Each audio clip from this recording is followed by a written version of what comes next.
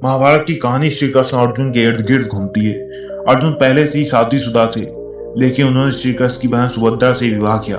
अर्जुन सुभद्रा के विवाह के बाद श्री कृष्ण और बलराम तमाम उपहार लेकर इंद्रप्रस्थ आए। एक दिन श्री कृष्ण अर्जुन के साथ खांडव वन में टहल रहे थे। जंगल में उनकी मुलाकात एक दुबले पतले ब्राह्मण से। उसे देखकर ऐसा लग रहा था कि काफी समय भूखा हो। दोनों ने उस ब्राह्मण से सवाल किया कि आपको खाने के लिए कुछ चाहिए। तब ब्राह्मण ने जवाब दिया, मैं आग का स्वामी अग्नि हूँ और हमेशा भूखा रहता हूँ। घी और मक्खन जैसे चीजों से उग गया हूँ और अब गर्म चटकते हुए पेट को भोजन बनाना चाहता हूँ, इसीलिए अब इस जंगल को जलाना चाहता हूँ। अगर आप लोग मुझे देना ही चाहते तो इस जंगल को ध्वस्त करने में मेरी मदद करें। एक योद्धा को अपना वचन निभाना चाहिए। श्री कृष्ण और अर्जुन ने अग्नि को मदद करने का वचन दे दिया। अर्जुन और श्री कृष्ण ने अपना वचन पूरा किया और अग्नि को खांडव वन जलाने में मदद की। तक्षक नामक एक सांप उस वन की रखवाली करता था, जो इंद्र को बहुत प्रिय था। संयोग उसी दिन तक्षक खांडव वन में नहीं था। इंद्र ने अर्जुन को रोकने की तमाम कोशिश की, लेकिन नहीं रोक पाए। जब जंगल जल रहा था तो उसमें माया नाम का एक असुर निकला, जो आग की लपटों में फंस गया।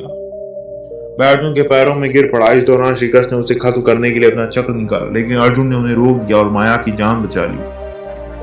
जंगल जब नष्ट हो गया तो अर्जुन और कृष्ण यमुना नदी के किनारे आए और असुर भी उनके पीछे पीछे चलने लगा। उसने श्री कृष्ण अर्जुन से कहा कि आपने मेरी जान बचाई, इसलिए जो कहेंगे वह करूंगा।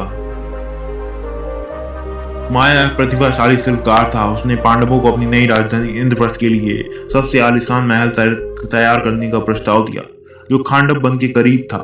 श्री कृष्ण और अर्जुन ने हामी भर दी। 14 महीने बाद उजाड़ धरती पर एक भव्य महल बनकर तैयार हुआ। पांडवों ने उसका नाम माया सभा रखा।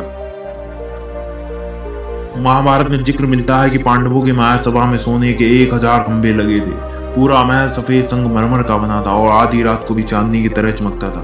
महल की खिड़कियों में सोने की जालियां लगी थी और गलियारों में चमकते रत्नों के दीपक लगे थे। महल के चारों तरफ कमल, चमेली और कदम के फूल खिल रहे थे।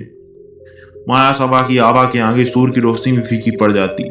नए महल में जाने से पहले पांडवों ने प्रार्थना अनुष्ठान हवन किए। नगर में बड़े भोज आयोजित किए गए और पड़ोसी राज्यों से राजकुमार राजाओं को समारोह में आमंत्रित किया गया। उस उत्सव में कौरवों को छोड़कर सब आए, हालांकि उन्हें भी विधिवत आमंत्रित किया गया था। माया सभा को देखने कौरव नहीं आए, लेकिन हस्तिनापुर में दुर्योधन और उसके भाई जो तक माया सभा के चमत्कारों की कहानियां पहुंची।